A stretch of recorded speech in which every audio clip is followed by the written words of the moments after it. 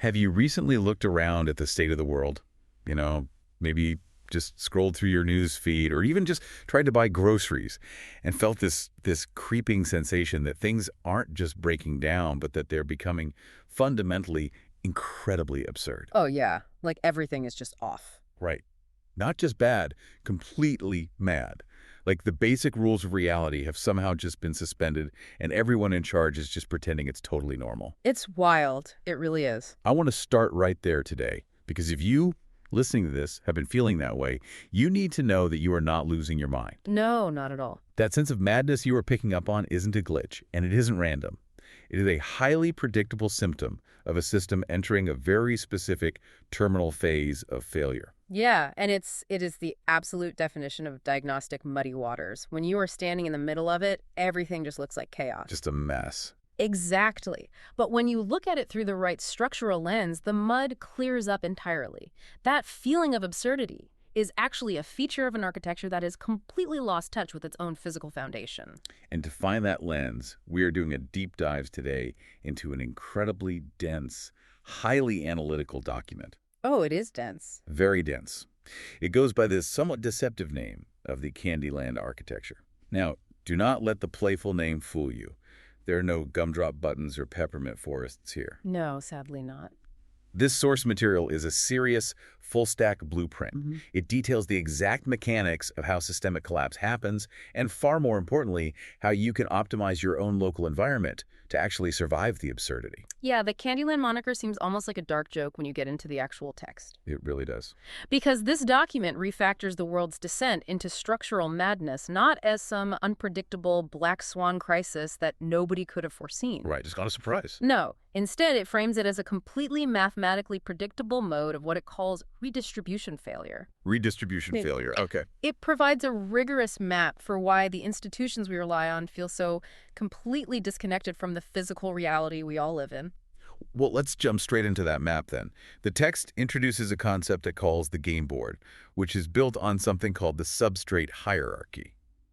From what I gather, this is essentially the technical and existential stack through which all reality is processed by human society. That is the engine of the entire theory, yes. You have to visualize a multi-layered stack. Like a tech stack. Basically, yeah. Much like the layers of a computer network or the structural floors of a skyscraper, the core dynamic operating within this stack is a two-way flow. Okay. Reality pressure, the raw, physical truth of the world, flows upward from the very bottom. It pushes its way up through the layers. Meanwhile, authority, the rules, the governance, the institutional power, the narratives, flows downward from the top. Upward reality colliding with downward authority. Precisely.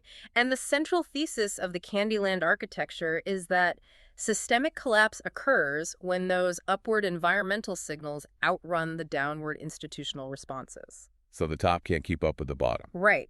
When the physical reality pushing up starts moving faster than the authority pushing down can process it, the system begins to tear itself apart at the seams. Wow. Okay, I want to walk through this sec, starting from the very bottom, because it's the only way to understand where the tear actually happens. Let's do it. The text starts below the floorboards. It starts at level -1, which it refers to as suppressed reality or the negative space. Yeah, and level -1 is arguably the most dangerous layer. Really? Why is that?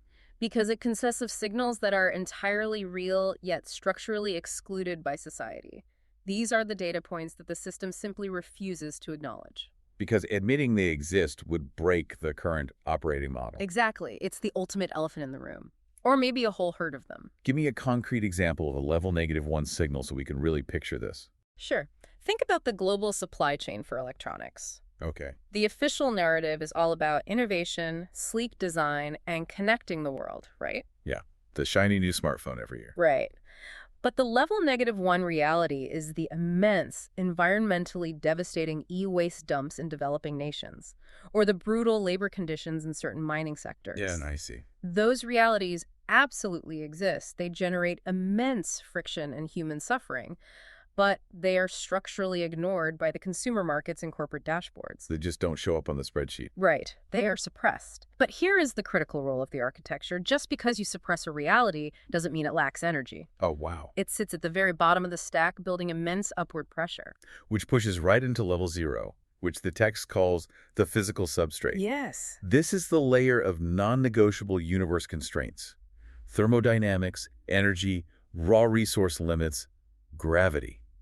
I find myself fascinated by this layer because it is so relentlessly unforgiving. It really is. Like, gravity simply does not care about your corporate PR strategy. It does not negotiate at all. Level 0 is entirely immune to spin. It doesn't care about narratives, quarterly earnings reports, or political speeches. That's just the physics. It is the raw physical reality of the planet and the unyielding laws of physics. If a global economic system requires more cheap energy to sustain growth than physically exists in the ground, Then that system will fail. it will fail. It does not matter what the governance layers dictates or what the central banks print. The physical substrate always bats last. That's a great way to put it. And sitting right on top of that raw physical reality is level 1, biological and somatic. Right. This is us, right? Yeah. Human bodies interacting with that level 0 physical substrate. Right. We're the ones breathing the air, drinking the water, burning the calories. Exactly. Which brings up a fascinating diagnostic tool within the text. Who pays the toll first when the system starts to strain? Us. According to this architecture, human bodies always absorb the system costs first. Long before a major bank fails, long before a government administration collapses, you will see the strain manifesting in level 1. Now, what did that actually look like? You see it in plunging life expectancies. You see it in skyrocketing rates of chronic stress, autoimmune disorders, mass exhaustion. Basically, everyone just feeling sick and tired all the time. Right. The biological layer is the fleshy shock absorber for a society's failure to manage its physical substrate. A fleshy shock absorber. That is an intense visual. Yeah. But it's true. We soak up the damage. Yeah. And that somatic stress doesn't just stay isolated in our bodies. It bleeds directly into our homes. Yes. Which brings us to level 2, the household, or the micro layer.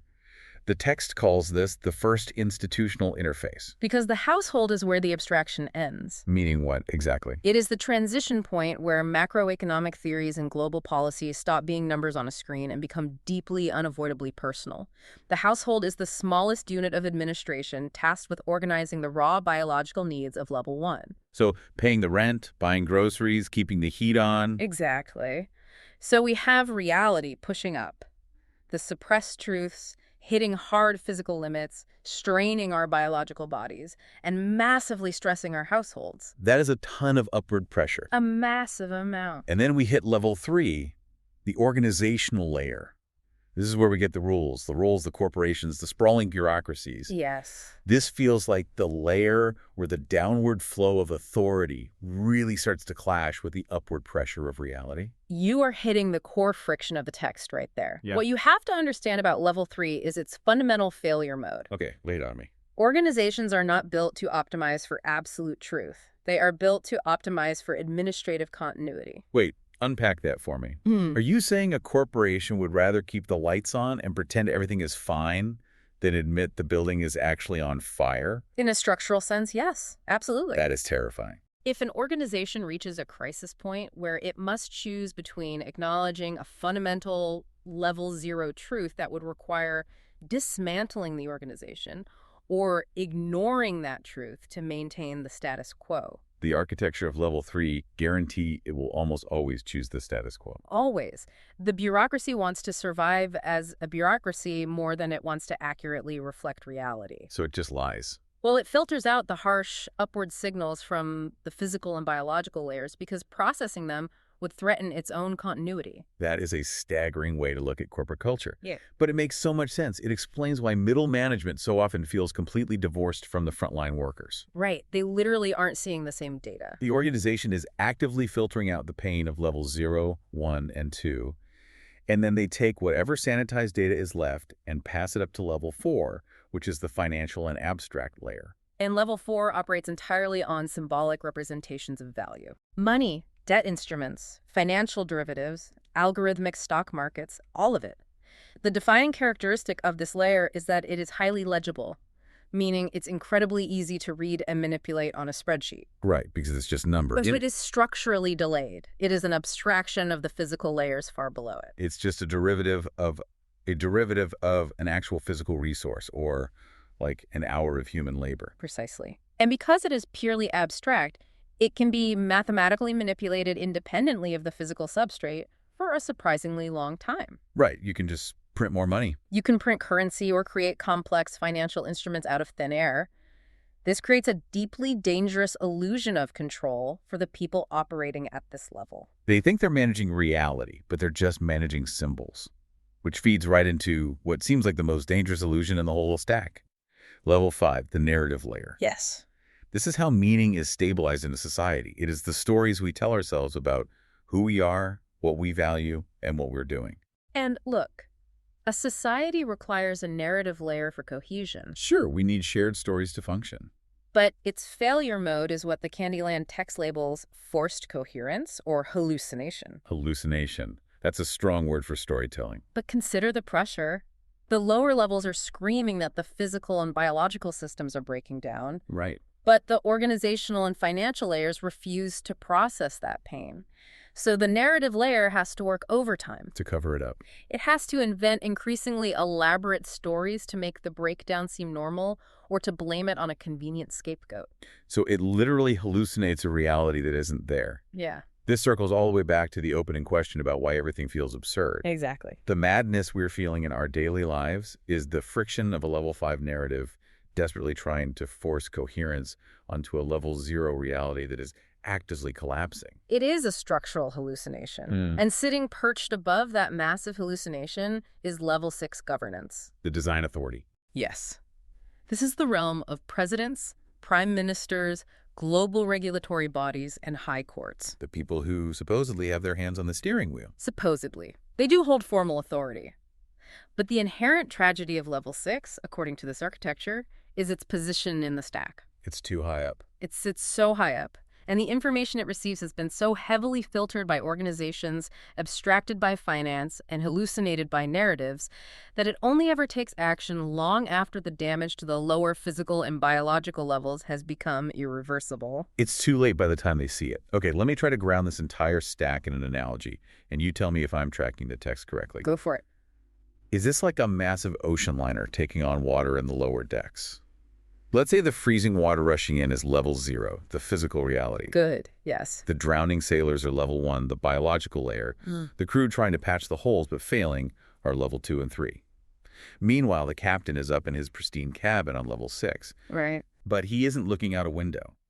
He is reading a highly delayed sensor report generated by level 5, telling him the ship is just experiencing some minor turbulence and the speed is optimal. Is that it? That's a great analogy, but I will take it one step further to capture the true horror of the architecture. Oh boy. No. The captain isn't just reading a delayed report. The sensor dashboard on his desk was specifically designed by the organizational layer to filter out the concept of flooding. Wait, really? Yes, because acknowledging a flood would threaten the continuity of the cruise line's stock price on level 4. Wow. So the system is operating exactly as designed, which is why it is going to sink. That is deeply unsettling. And there is one final layer at the very top, correct? Yeah. Level 7, mythic compression. Right. Level 7 acts as the ultimate hard drive of human civilization. It is high-density pattern storage. Like what? The deep cultural myths, the archetypes, the core recognitions of human nature.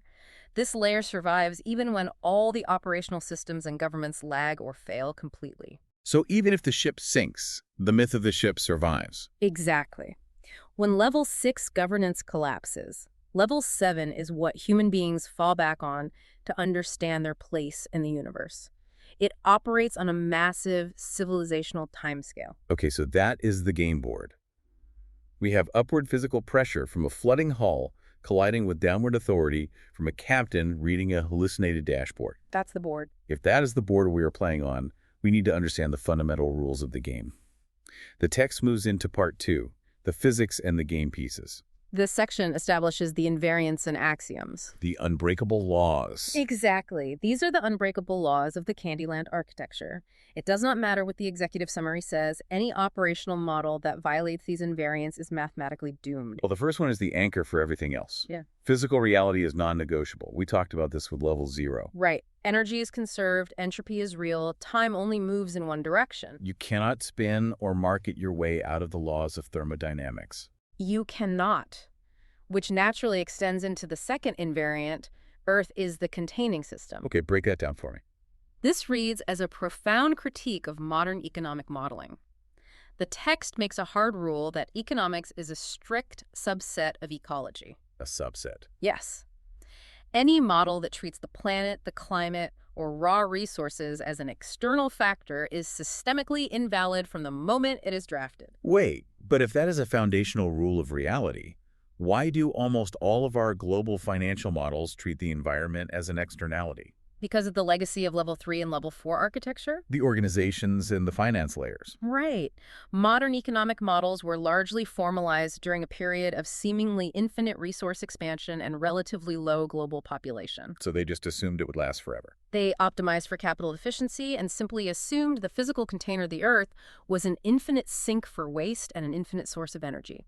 They built the entire discipline inside a blind spot. You can't have an economy on a dead planet. It seems so obvious when you say it out loud. It really does. The third invariant ties into the physical limits of our systems. Information is costly. Now, I struggle with this one a bit because we have been trained to think of data as weightless. We throw things in the cloud and assume it's frictionless. Oh, the cloud.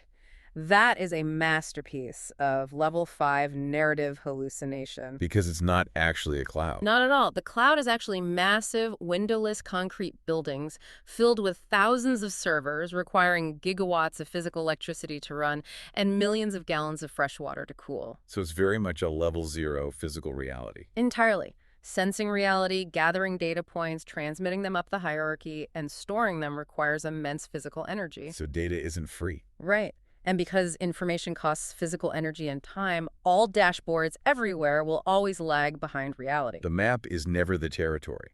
And because it takes time to draw the map, it is always out of date the moment you look at it. Unnecessary constraint to accept. Okay, next. The text posits incentives dominate intent. Systems behave based on the incentives that are actively enforced, regardless of the stated values or the moral metadata of the organization. Yes, this is a big one. Give me a real-world translation of that. Sure. Look at healthcare systems in many developed nations.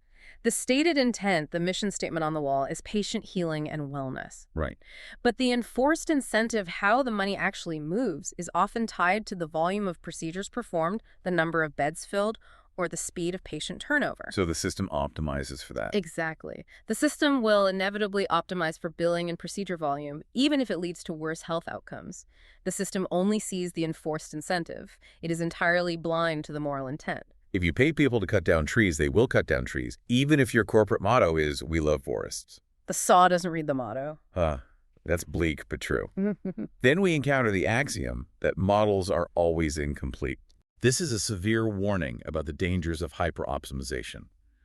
When you optimize a system based on a model, you inherently amplify the destructive effect of whatever variables you left out of that design. It's a massive blind spot problem. I want to make sure I grasp the mechanics of that. Yeah. If you build a model for a bridge and you optimize it to be incredibly cheap and incredibly fast to build, but your model leaves out resilience to high winds, the bridge doesn't just fail. No. Your optimization makes it fail catastrophically the second the wind blows. Precisely. The blind spots of the model become the fatal flaws of the system. We will actually see this play out in one of the theorems shortly. Okay, and then we get to a rule that clarifies so much of human history, power operates through abstraction.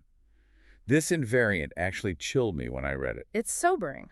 The text argues that distance from consequences actually hides systemic costs from the people in power. Think about the physical realities of Level 1. Our bodies. Right. If a leader has to physically strike someone, there is an immediate somatic feedback loop. It is visceral, it requires energy, it carries immediate physical risk. You feel it. But if you are an executive on Level 6 and you sign a document that lays off 10,000 people or pollutes a watershed, the abstraction layers the legal jargon. The financial reports distance you from the physical reality of that suffering. It's just a stroke of a pen. Power scales by abstracting away the messy, painful reality of the substrate, but that same abstraction guarantees that power will eventually destroy the substrate. Because the decision makers no longer feel the physical cost of their own actions. Exactly, they are insulated from it. You don't feel the heat until the whole building is reduced to ash. And this ties right into the next rule. Delay is structural. Meaning? Detection always lags behind causation, and institutional response always lags behind detection. So the system is always playing catch-up. This completely reframes how we view institutional failure. When a sudden crisis catches a government off guard, the public usually assumes it was incompetence or a failure of a specific leader. Right, we want someone to blame. But the Candyland architecture argues that the delay isn't a mistake, it is built into the very physics of the hierarchy. Which leads us to the core realization of the entire document. Collapse is a mode, not an event. That flies in the face of every disaster movie ever made, doesn't it? It really does. Systems don't just snap like a twig in a single afternoon. Rarely. They transition into stable states of failure. Stable states of failure. Yeah. They degrade, they cannibalize their own infrastructure, and then they stabilize at that new degraded level. And human beings, being incredibly adaptable at level 1, simply get used to it. It is a long, grinding process of redistribution failure. Ah, the boiling frog. Exactly. And the final axiom brings the whole physics engine together. Narrative is not a control lever. This is so important. You can deploy a sophisticated PR campaign to delay a market panic. You can spin a story to manage political fallout. Sure. But you cannot storytell your way out of a physical constraint. Narratives operate on level 5. They can temporarily pacify the biological distress on level 1, but they cannot alter the substrate behavior of level 0. You cannot convince a drought that it is actually raining, no matter how good your speechwriters are. Exactly. So those are the unbreakable rules of the universe according to Candyland. To play the game within those rules, the text gives us 5 system primitives. Think of these as the fundamental game pieces that flow through the layers: time, energy, risk, power, and feedback. Right. Time is irreversible, energy is finite. The text's view on risk is fascinating, though. How so? It posits that risk exists entirely independent of our awareness of it. Furthermore, you can transfer risk across the layers, but you can never destroy it. Show me how those pieces interact. Let's say we have a corporate restructure. How do time, energy, risk, power, and feedback play out? Okay, imagine a CEO facing a massive budget shortfall. They use their power to transfer the financial risk from the level 4 balance sheet down into biological risk on level 1. How to do that? By slashing the health benefits and doubling the working hours of the lowest level employees. Oh, whoa. The CEO does this to conserve their own time and energy. Because of structural delay, the feedback loop, the fact that these employees will eventually burn out and the company's productivity will crash, won't reach the CEO's dashboard for another 18 months. So the game pieces were manipulated, the risk was shoved down the stack, and the consequences were delayed. Exactly. I want you, the listener, to view your own workplace or your local government through this exact lens. Have you ever noticed a manager using a narrative, maybe a new company motto or a team-building exercise to try and fix a fundamental physical resource shortage? Oh, all the time. Like telling you to work smarter, not harder, when you literally do not have the physical materials to do your job. You just watched a level 5 solution fail against the level 0 problem. And when you learn to spot that specific mismatch, you begin to see the architecture failing in real time all around you. Which provides the perfect transition into part 3, the theorems of system failure. Yes. Because if institutions constantly ignore the physical invariants to protect their comfortable narratives, the system doesn't break randomly. It breaks in highly predictable ways. The text maps out 8 specific theorems for how this destruction unfolds. And these theorems elevate the Candyland architecture from a philosophical model into a sharp diagnostic tool. Right. If you internalize these theorems, you can look at any failing institution and identify the precise mechanical failure occurring. Well, let's get into the mechanics. The first is Theorem 1, the delayed constraint phase shift. The text argues that systems look perfectly stable right up until the moment of a rapid, nonlinear crash, because they excluded a binding physical constraint from their baseline models. I'm trying to picture this. It's not a slow leak then. No, a phase shift is sudden. Think of water turning to ice. The temperature drops, and the water remains fluid right up until the exact microsecond it hits the freezing point, and then the entire structure crystallizes instantly. Let's use a modern analogy. It reminds me of those high-frequency algorithmic trading flash crashes. Oh, perfect example. The market looks completely stable. Algorithms are trading back and forth, making pennies a second, hyper-optimized for specific conditions. But they didn't model for a specific bizarre black swan variable. Right. The moment that unmodeled variable hits the system, the algorithms trigger a cascading sell-off, and the market crashes 1,000 points in 4 milliseconds. To an observer, the crash looks like a random act of God. But structurally, it was an inevitable mathematical consequence of ignoring a constraint. That is an excellent application of the theorem. The illusion of stability was just the system speeding toward the unmodeled cliff. But wait, if that cliff is out there, surely someone on the ground sees it coming. Why didn't the people on level 1 or 2 warn the managers on level 3? They almost certainly did. Then why didn't anything change? Because the architecture prevents that warning from taking effect. This is theorem 2. The early signal penalty. The early signal penalty. Yes. We discussed how systems optimize for administrative continuity. Because of this, early accurate whistleblowers are heavily penalized by the system. They shoot the messenger. It is more systemic than simply shooting the messenger. The person on level 1 who flags a fundamental flaw threatens the continuity of level 3. Acknowledging the flaw would require stopping the assembly line or admitting a massive regulatory failure. Which the organization won't do. Right. So the system's immune response kicks in. It attacks the credibility of the whistleblower to protect the narrative. Conversely, late, inaccurate signals, the reports that say everything is fine long after the disaster has begun, are validated and rewarded because they preserve the comfortable illusion of stability for a little while longer. That is just its structural, institutionalized gaslighting. You punish the people who tell the truth early and reward the people who lie late. Okay, let's assume a warning does somehow survive the initial penalty. We hit Theorem 3 translation failure cascade. Yes. This means that every single time a signal crosses a boundary within the hierarchy, the fidelity of that signal degrades. It is an institutional game of telephone, but with life or death data. How does that happen?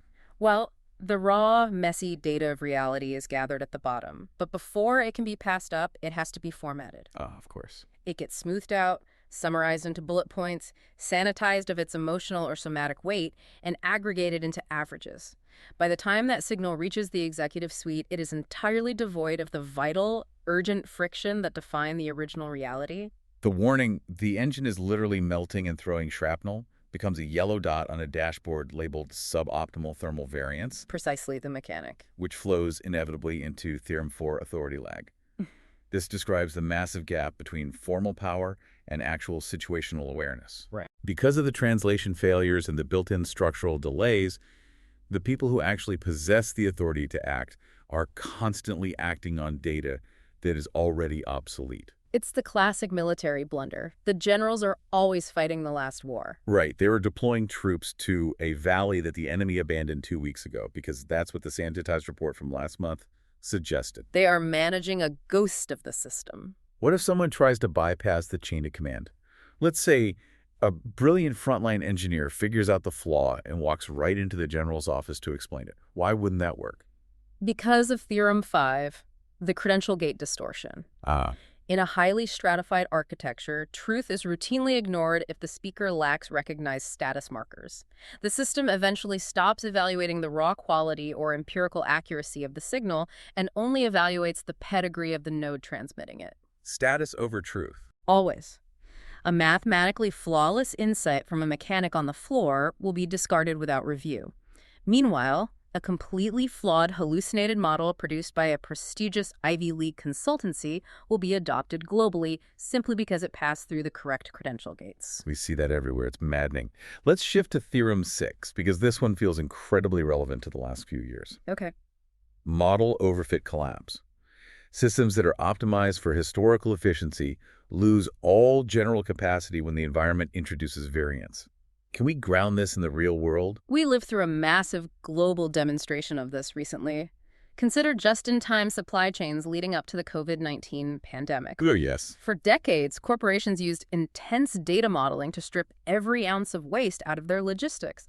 They didn't store inventory in warehouses because storing inventory costs money. Right, it's inefficient. They calculated shipping times down to the hour so parts would arrive exactly when needed. It was hyper-efficient, assuming a perfectly stable global environment. But they optimized out the resilience. They viewed a stockpile of masks or microchips as an inefficiency rather than a necessary buffer. Exactly. The model was overfit to the peaceful, predictable baseline of the 2010s.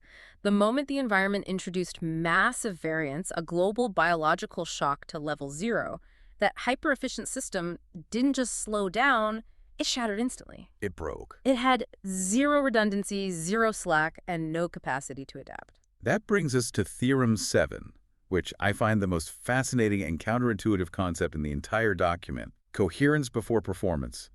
The text claims that internal metrics stay artificially high right up until the moment of total collapse. It's very counterintuitive, yes. Yeah. We are conditioned to believe that as a system fails, its output will slowly, visibly decline. Like a slow downward curve on a graph. Right. But the Candyland theory argues the opposite. Performance in a complex, abstract system depends heavily on internal trust, shared incentives, and narrative momentum. Okay. Those internal social bonds fail long before the actual physical output hits zero. To make this real, let's look at the 2008 global financial crisis.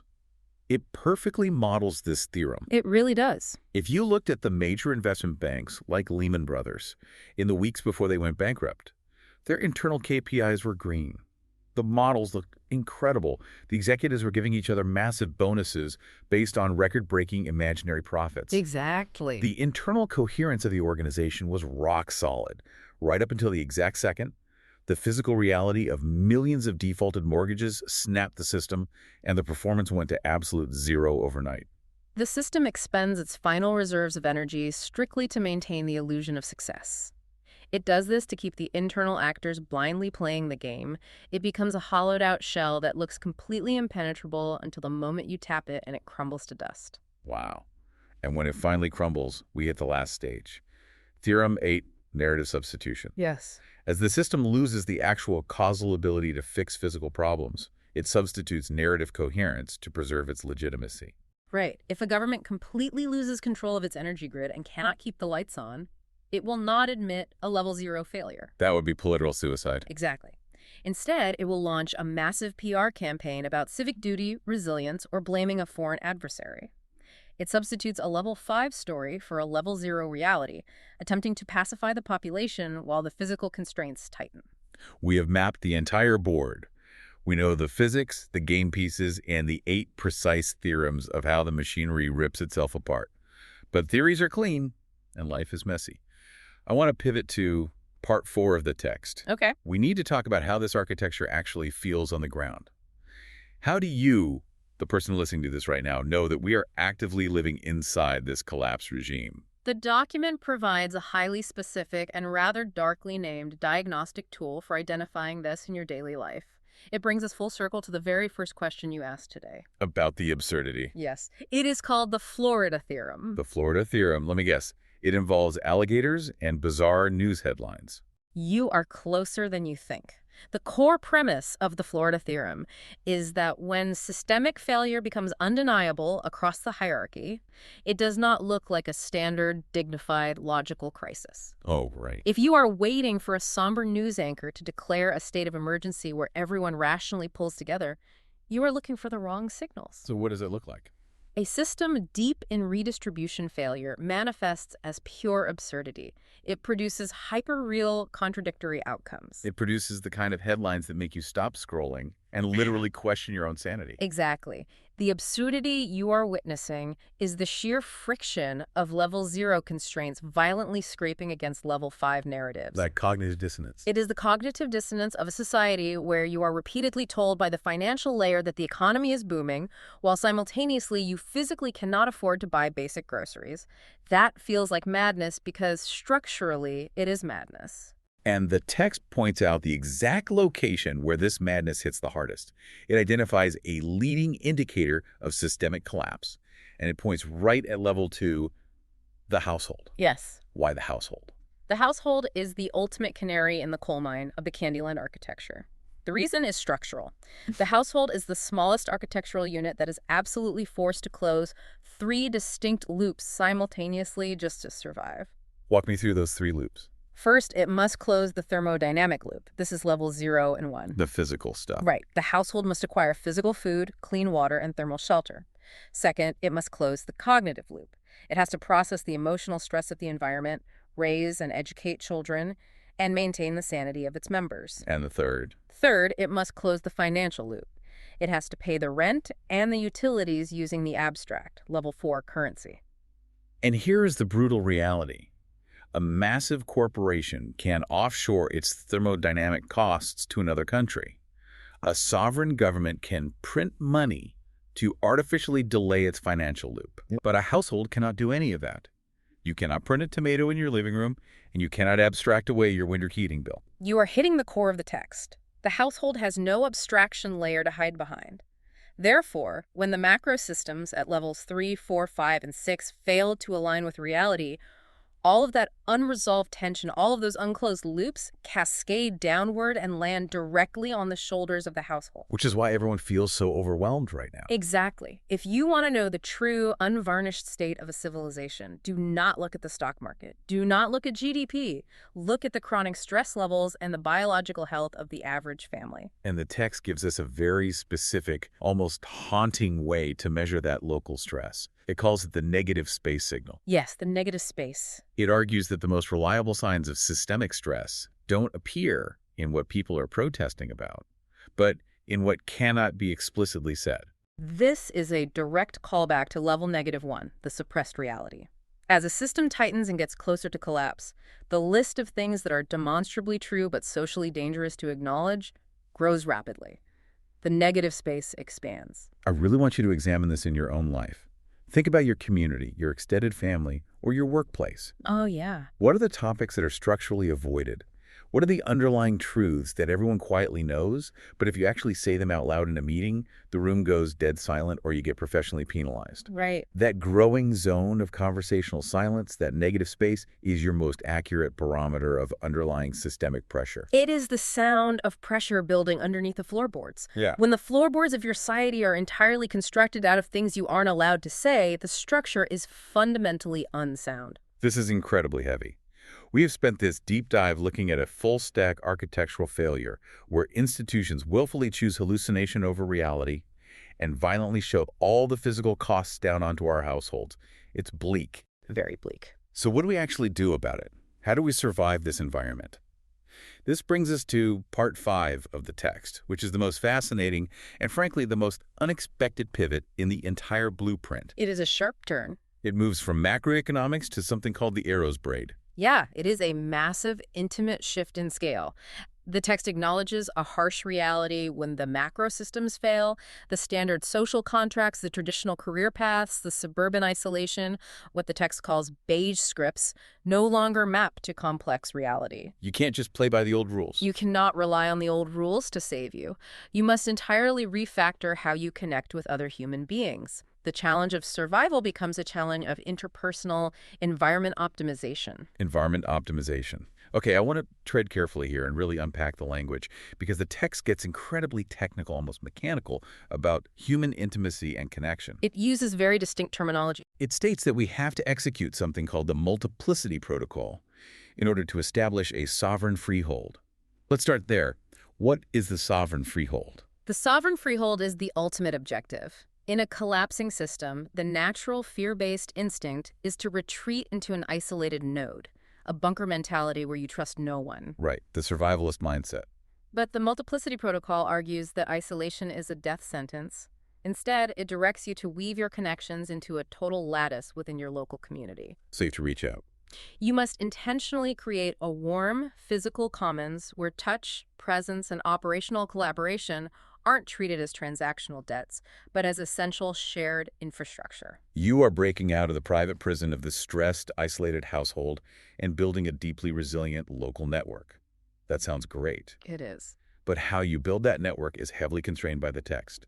And this is where I need you to translate and, frankly, defend this document because it introduces some intense hardware constraints on these relationships. I know where you're going with this. It talks about employing a high-pass filter and specifically mandates a no-kissing protocol. Okay, wait, let's stop right here. Okay. We just went from systemic institutional collapse to a no-kissing protocol. This sounds completely insane. It sounds like a cult. We're talking about surviving macroeconomic failure, and the advice is to strictly regulate physical intimacy with your friends. Defend that logic. I understand the skepticism, believe me, but look at the underlying mechanics the text is trying to manage. Think about the goal you need to maintain incredibly high bandwidth intellectual, architectural, and operational links with other people to build this freehold and survive the collapse. Okay, yes. In traditional beige scripts, when you experience an intense, world-shifting interpersonal resonance with someone, society dictates that it must escalate romantically or sexually. Right. If you meet someone who truly sees the world the way you do, The cultural script says you should probably date them, marry them, or blow up your current life to be with them. Exactly the problem. Romantic scripts introduce immense structural volatility. Yes. They introduce exclusivity, jealousy, possessiveness, and the ever-present potential for an explosive severing of the connection if the romance goes sour. In a stable society, you can afford that drama. But in a collapse. In a collapse regime, you absolutely cannot afford to lose your most vital operational and intellectual nodes to romantic fallout. I see the architecture now. So the high-pass filter, the no-kissing protocol, is a way to decouple the script. It is a structural damper. By instituting a strict physical hardware constraint, like explicitly removing the romantic escalation vector, you create a safe container. It neutralizes the risk. It allows incredibly high bitrate sensory and intellectual exchanges to occur with total stability. You can collaborate intimately, you can share physical space, you can rebuild your environment together without the constant risk of the connection degrading into interpersonal drama and destroying the freehold. Wow. It is like putting a mechanical governor on a high-performance engine so it can run at maximum RPM for days without blowing a gasket. That is a perfect way to phrase it. You get all the heat and light of a profound connection, but you physically constrain the volatility. That makes sense, as austere as it sounds. That leads into the specific types of nodes you are trying to connect within this braid. The text talks about seeking out the architect-weaver resonance, which it inexplicably calls the pink duck connection. Why a pink duck? The term is intentionally absurd to highlight how rare the signal is. If you are scanning a massive gray ocean of noise and hallucinated narratives, a pink duck is an unmistakable high-contrast anomaly. You can't miss it. Right. The architect-weaver connection describes the high-bandwidth data links between surgically analytical nodes in your network. And the defining feature of this resonance is the capacity for mutual witness. Mutual witness, seeing the invisible data. Yes. In a society that is violently hallucinating on level 5, it is profoundly biologically isolating to be the person who sees the level 0 reality. I can imagine. You feel crazy. The architect-weaver connection is about finding that rare pink duck, the person who perceives the exact same complex structures, the same suppressed negative space that you do. It is the profound somatic relief of not having to translate, dilute, or apologize for your perception. You mutually witness the architecture of the collapse together. Which stabilizes both of your cognitive loops. But you can't build a society out of just highly analytical people pointing out invisible data. They would starve. True. You need physical stability, which brings in the third vector of the braid, the gyroscope anchor. Expansion and intense intellectual connection require an ordered, stabilizing presence. The gyroscope anchor is the node that secures the physical and environmental reality of the freehold. This is the person who makes sure the thermodynamic loops are actually closed. Exactly. They're cooking the food, maintaining the physical shelter, keeping the lights on, while the architects are mapping the invisible structures. They anchor the physical environment, creating a safe gravity well. This allows all these new, high-energy operational vectors to orbit the freehold smoothly. And without them. Without the gyroscope anchor, the architects experience orbital decay and spin out into abstract madness. So you have decoupled volatility, high bandwidth mutual witness, and a stable physical anchor. You are intentionally building a micro-society that actually respects the laws of physics, unlike the macro-society outside your doors. That is the goal of the Arrows braid. Well, we know the board, we know the rules, we know how the system breaks, and we know how to structure our local connections. This brings us to the final section, Part 6, the operational doctrine. The practical application. Exactly. How do we actually play the game today? The text distills all of this sprawling theory into 4 highly practical, actionable protocols for navigating the daily reality of the collapse regime. Let's lay them out. Protocol 1, admit alternative signals. Pay attention to symbolic, ritual, and atmospheric cues, not just official dashboards. Right. Because we established in the axioms that information is costly and official dashboards always structurally lag, you cannot rely solely on formal reports to tell you what is happening. The dashboards are lying or late. Usually both. You have to learn to sense the atmospheric friction. If the executive summary on the news says the supply chain is perfectly robust, but the atmosphere in your local grocery store feels frantic. The shelves are oddly spaced. Yeah. And the employees look exhausted. Trust the atmospheric signal. It is a much faster, far more accurate read of level 0 reality. Which leads directly into Protocol 2, isolate action from narrative. Reserve your authority and your energy only for constraint-based decisions. This is your primary defense against the madness. Symbolic signals, news cycles, and political narratives will constantly try to dictate where you should focus your emotional attention. They want you angry and engaged. Right. Let them inform you, but never let them direct your physical action. You only commit resources and take action based on hard metrics and physical constraints. When the human sense breaks down, when the narrative demands you do something absurd, you hold the line at physical reality. Don't act on the hallucination. Act on the physics. Protocol 3. Respect bitrate limits. Let me translate the technical jargon on this one. It means don't force connections and don't cross physical or somatic boundaries ahead of schedule. Let the nodes in your network process data at their own native speeds. Everyone's biological level 1 is absorbing the shock of this collapse differently. People are stressed out. Deeply.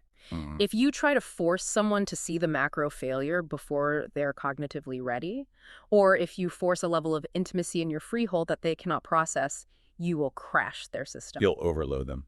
You must allow for native processing speeds. Patience is not just a virtue here, it is a vital structural requirement. And finally, Protocol 4. Physicalize the commons. Translate all of this high-level theory into tangible, local infrastructure. This is where the Eros braid becomes real. You do not just sit around theorizing about community, you build shared, high-performance physical workstations. You actually make things. You set up physical safe mode boundaries in your home where the madness of the outside news cycle is strictly prohibited. You literally optimize the sensory lighting and the acoustics of your physical space to reduce the biological stress on level 1. Make the physical space resilient, because the physical substrate is the only thing that won't betray you. Exactly. The text ends with a final declarative status update. I'm going to read this exactly as it is written. The system reckoning is already green, and the necessary nodes are already in the room. The primary objective is to maintain environment equilibrium and keep the local temperature warm. It is a remarkable grounding conclusion, isn't it? It really is. It entirely strips away the panic of waiting for the end of the world. It states that the collapse is already happening, the reckoning is green, it is the baseline reality. So we stop waiting for the shoe to drop. You cannot stop the macro failure of the institutions. Yeah. But you don't need to save the whole world because the necessary nodes, the people you need to build your sovereign freehold, are likely already around you. Your only job now is equilibrium and warmth. Keep the local temperature warm. I love that. We have covered an immense amount of ground today on this deep dive. We have traveled from the macro physics of civilizational collapse to the micro-optimization of a shared workstation. We really went top to bottom. But I want to bring this sprawling theory all the way back to your daily life, to you listening right now.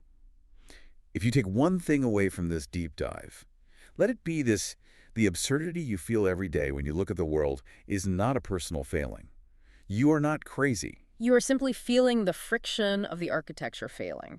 You are feeling the delayed, violent collision of level 0 physical reality slamming into the desperate hallucinations of level 5 narrative. That's exactly it. By understanding the Candyland architecture, you are empowered to stop trusting the broken dashboards. You can protect your household, which we now know is the ultimate canary in the coal mine. And you can start optimizing your local environment, your own Eros braid, for warmth and stability, instead of feeding your precious energy into a failing system. It is a profound paradigm shift from passive anxious panic to active local optimization. Completely. But if I may, I want to leave you with a final unaddressed question that builds directly on the core mechanics we've unpacked today. Please do. Leave us with something to think about. If our entire architecture of systemic failure proves unequivocally that level 5 narratives and level 4 abstractions can never ultimately control or solve the physical reality of level 0. Right. What does it mean that our society at this exact moment in history is attempting to solve our greatest existential physical crises by deploying artificial intelligence? Oh, wow. A technology that is fundamentally composed of pure abstraction, requiring massive physical energy to run, while operating entirely on narrative hallucination. Will it actually solve our physical constraints, or will it just accelerate the Florida Theorem to its absolute absurd extreme? Wow. Aren't we building the ultimate hallucination engine just as we smash into the physical wall? That is a terrifying, brilliant question to chew on. Thank you so much for joining us on this deep dive. Go out there, observe your own substrate hierarchy in the wild, look for the negative space in your conversations, and remember, when the rules of reality seem totally suspended, you might just be looking at the final stages of the game board. Keep your local temperature warm.